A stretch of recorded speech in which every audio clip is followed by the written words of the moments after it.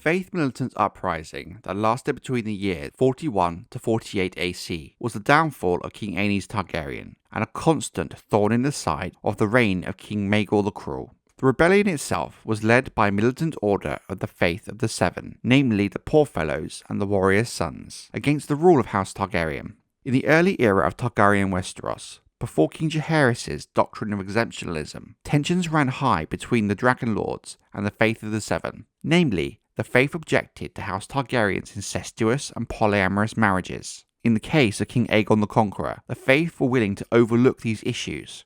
However, this outlook did not extend to the Conqueror's children, Aenys and Maegor. Tensions became apparent when in 39 AC, Prince Maegor took a second wife, as his first had failed to give him a child. His first wife, Cerys Hightower, was the niece of the High Septon, whom was outraged at Maegor's actions. At the time, King Aenys, Maegor's elder brother, was able to defuse the situation by exiling Maegor when he refused to return to his first wife and set aside his second.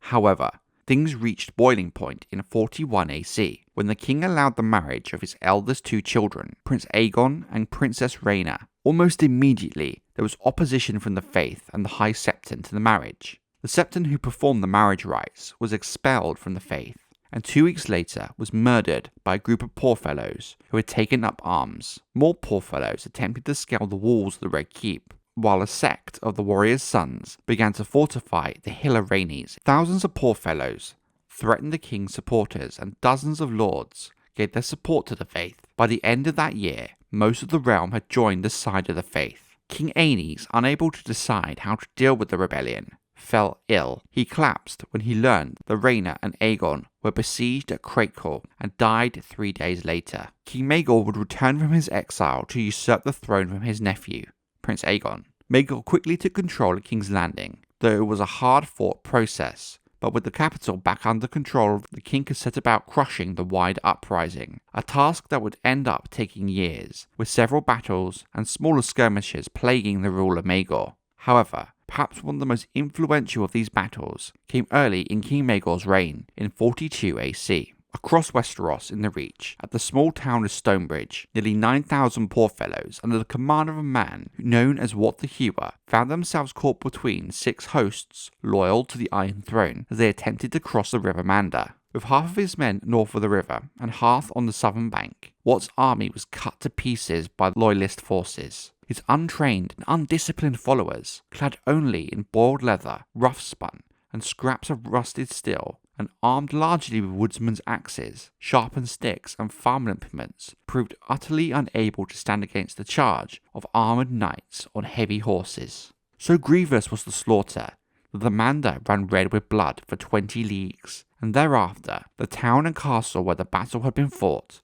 became known as Bitterbridge. And as the history of Targaryen Westeros shows us, Bitterbridge would truly come to earn its dark name. Wat the Hewer himself was taken alive, but not before slaying half a dozen knights himself, among them Lord Meadows of the Grassy Vale, commander of the King's Host. Wat the Hewer was delivered to King's Landing in chains. However, a larger problem loomed on the horizon than King Maegor, and one that would not be so easily dispatched. By the time of the defeat of Wat the Hewer, another band of Poorfellows under the command of a bastard hedge knight known as Sir Horace Hill had reached the Great Fork of the Blackwater River with an even larger host than that of Wat the Hewer.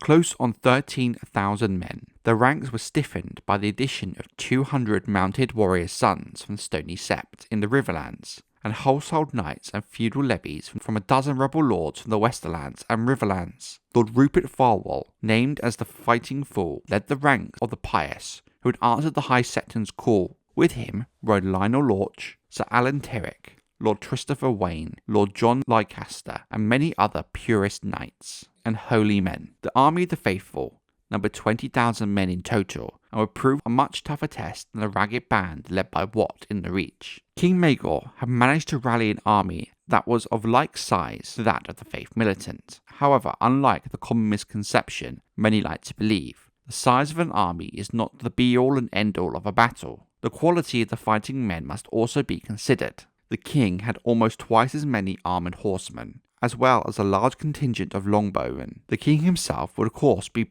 riding his dragon, Balerion the Black Dread. The dragon of Aegon the Conqueror and the largest and fiercest dragon Westeros ever saw. Even so, to the surprise of many at the time, the battle proved to be a savage and bitter struggle. The fighting fool Sir Rupert Farwell slew 2 knights of King Maegor's Kingsguard, not an easy task, before he himself was cut down by the Lord of Maidenpool.